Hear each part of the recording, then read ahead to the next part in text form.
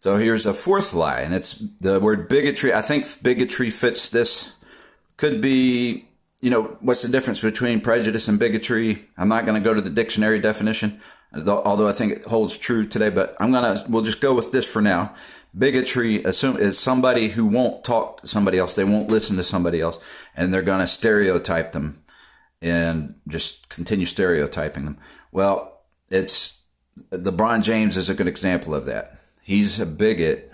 So is Beyonce, and it's kind of surprising because if it's true what they said, and it sounds true, but it sounds like her, really. It's not her. She doesn't seem like the type at a glance, but the team of people she's with, it sounds like them to do what I heard that she's going to do. She's not going to sing anymore in states that voted Republican. Okay? So she's never heard, I don't know if she's ever heard our viewpoint, and I don't know if that's all her fault or not. It has to be to a degree. Seems like she would have the freedom to get up and watch my video and read and listen to it and see, okay, he's not a racist. He believes we're all one human race from God, Adam, and Eve. All right? And he proved that the people I hang with support theories that say we're not equal. We're not the same race. Okay? So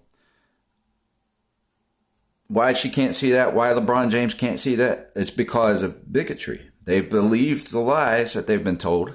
They've chosen to believe the lies and have a safe zone, feel like they're in a safe zone hating people like me. And then they make up any story. They believe any story, any lie that's told about me. And that's bigotry. They have a mind that's closed. They've stereotyped me. And they've never really even heard the truth about what I believe or have to say. And they're not going to give me a chance. No, LeBron says, I'll never talk to Donald Trump. And it calls him a bigot. And Donald Trump's saying, we want to hear your ideas so we can help. And LeBron's come out right at the beginning after they won the election, says, we don't want your help. We don't need your help. All right. So that's bigotry. And it's not, you could call it prejudice, but I may in my next video say what prejudice is in my mind. And I could have the two mixed up, but we're going to go with it. And so that's another lie they've done for years is they'll call Republicans bigots, but the Republicans will talk and we're about policies. And we're willing to talk about what we believe, why we believe, and it's more than one reason. It's not, it's actually Republicans. I don't want to go to the next point, but it leads to these things tie in together a little bit. But they tell lies, and I'm going to give you a sneak peek of some of my next videos. But we tell lies about, the Democrats tell lies about Republicans hurting women. It's Democrat women who die from drug overdose being killed by their pimps and everything else. And so really Democrats aren't fighting for the rights of women to have an open mind. They're fighting for the rights of women to pimp themselves or be a prostitute or a hoe. Pardon my English on the hoe, but a prostitute.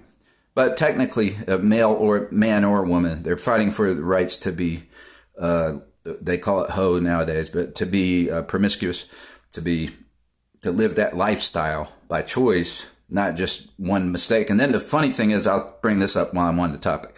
The funny thing is they got one statement from Trump years ago where he was talking about how to some guy that was just curious and they caught him on camera. It was a private conversation. This guy was secretly recording Trump and setting him up for it. And Trump thinks, okay, this guy's curious about how I get all the women because I'm rich. Or a lot of women liking me, right? And it's true. Wilt Chamberlain he admits to sleeping with over 2,000 women or so. And so there are women out there that will throw themselves at rich men like that, or tall men, I guess. Tall and rich, there you go. But, and they do it. And, so that's what Trump was saying at the time is that, yeah, you're rich. These women will throw themselves at you and you can do anything you want. And he talked about touching, some of their sexual organs, and they twisted that into saying that he took and did it without permission. These are women that gave him permission to do it. So he's being promiscuous at one point or talking about it or bragging about it to some guy that thought that was cool. But, so what's my point? So they make a huge deal out of that and act like he's a whore and does that all the time. But in fact, they promote women's freedom to do that themselves.